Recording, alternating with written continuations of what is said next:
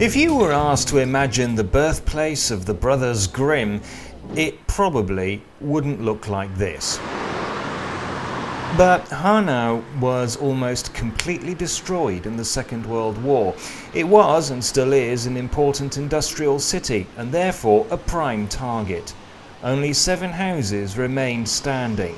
The city had to be completely rebuilt. But this is where Hanau's history begins. What is now a pleasant park in the city centre was the garden of a castle, which went back to the 12th century. It wasn't so much a single castle as a collection of buildings from different periods, and it was located somewhere about here. To the left was the registry, now serving as the city library, and to the right were the stables, which in the 1920s became the Civic Hall when the facade was added. But where the castle itself once stood, there is a more modern building, a conference centre. The original medieval buildings were dismantled in the 19th century by Prince Elector William II, who wanted more room for a nice garden and wasn't very interested in any historical significance, leaving the more modern Baroque part. This, in turn, was bombed in 1945, and the empty shell later demolished, despite the protests of the local historical society. Hanau was granted city status in 1303 and quickly gained in importance.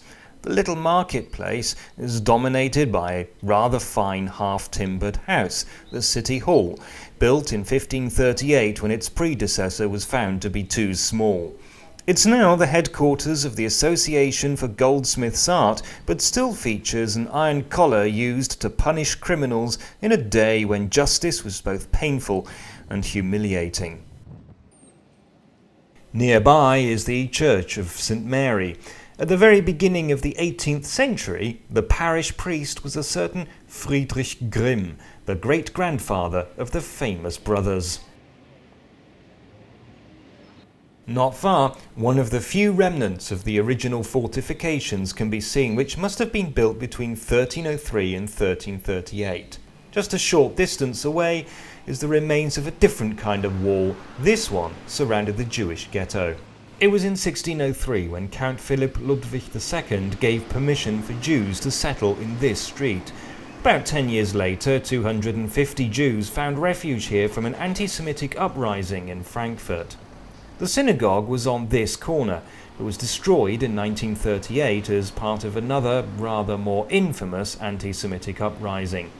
Opposite, a small memorial bears testimony to this terrible time, while the ghetto wall itself carries the names of Jews murdered or deported.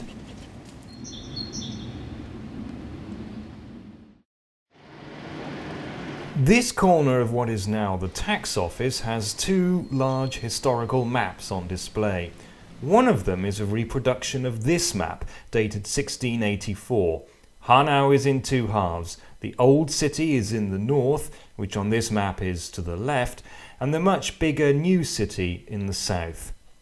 Each half of Hanau has its own fortifications and moat, and in fact its own government, 2 parallel cities in one. Not until 1765 were the fortifications dismantled, resulting in 2 new plazas, the Esplanade and the Paradeplatz. Many fine buildings were erected here, including a theatre and an armory. Today, now called Freiheitsplatz, it's a car park and a bus station. The house that used to be here was where the brothers Grimm were born, in 1785 and 1786, as a small plaque confirms. Most of modern Hanau's architecture is of course post-war, but the street layout has been preserved. The new city was designed in 1597 to house Calvinist refugees from France and the Netherlands, by the same count who allowed Jews to settle. Today it's the main shopping centre. A few historic buildings survive, such as the Nuremberg Gate and the Frankfurt Gate, but the centrepiece is the huge marketplace. Big, empty, not pleasant on a cold and windy day, but with plenty of room for a market. Another rare historic building is here, the new City Hall. Its construction was actually delayed for more than 100 years due to financial problems. In front is the Brothers Grimm National Monument. A little way south is the Walloon Dutch Church, built for the refugees from France and the Netherlands. It was in two parts because they spoke different languages, but combined in one building because they were of the same faith. After the Second World War, only the smaller Dutch part was rebuilt. The rest remains as a ruin.